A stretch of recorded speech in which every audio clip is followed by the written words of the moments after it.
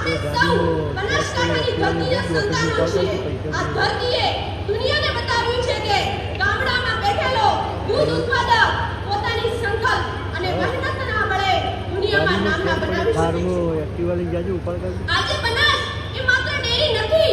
આજે બનાસ એ માત્ર ડેરી નથી, પરંતુ લાખો પરિવારોના સપનાઓને સાકાર કરનાર એક આર્થિક ક્રાંતિ છે.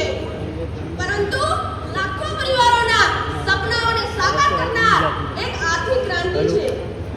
આજે સમય બદલાયો છે. આજે પશુપાલનને માત્ર જીવન નિર્વાહનું સાધન માનવામાં આવતું નથી. પશુપાલન એટલે શું?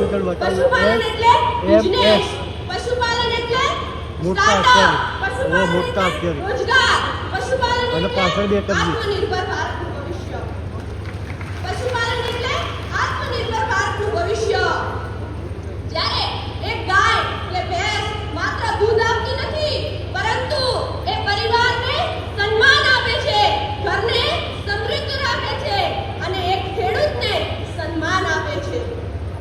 જ્યારે આ ગામડાના યુવાનો જો ભેગા મળીને પશુપાલનને આધુનિક રીતે વિકસાવે ને, તો તે માત્ર પોતાનું જ નહીં, પરંતુ આખા ગામનું ભવિષ્ય બદલી શકે છે. આજે પશુપાલનમાં માત્ર દૂધ પૂરતું નથી રહ્યું, પરંતુ દૂધમાંથી બનતી વિવિધ વાનગીઓ જેવી કે પનીર, ઘી, દહીં, છાશ, માખણ, એના દ્વારા આજે કરોડો રૂપિયાનો વ્યવસાય બની ચૂક્યો છે. હું તમને બધાને એક પ્રશ્ન પૂછવા માંગુ છું કે આપણે બધા હાલમાં ઘણા લોકો સારી નોકરીની શોધમાં હશે, પરંતુ આવતીકાલનો સફળ યુવાન તે જ ઘણા છે જેની પાસે માત્ર ડિગ્રી નહીં, પરંતુ પોતાની તક હશે.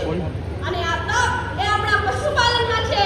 આ તક એ આપણા ગામમાં જ છે. મિત્રો, હવે સમય બદલાઈ ગયો છે. વિજ્ઞાન અને ટેકનોલોજી અપનાવવાનો સમય આવી ગયો છે. અને આ વિજ્ઞાન ટેકનોલોજીમાં આજે આર્ટિફિશિયલ ઇન્ટેલિજન્સ એટલે કે AI, digital management, sensor technology જેવી વ્યવસ્થાઓ માત્ર શહેરો પૂરતી નથી રહી, પરંતુ ગામડાઓમાં પણ આવી ગઈ છે. અને આ ટેકનોલોજી દ્વારા જો આપણે બધા યુવાનો મળીને જો બનાસ ડેરીને દૂધ ઉત્પાદન સાથે જોડીએ, તો તે માત્ર આપણા બનાસ ડેરીને ભારત કે એશિયા પૂરતી નહીં, પરંતુ વિશ્વમાં ગૌરવ અપાવી શકીશું.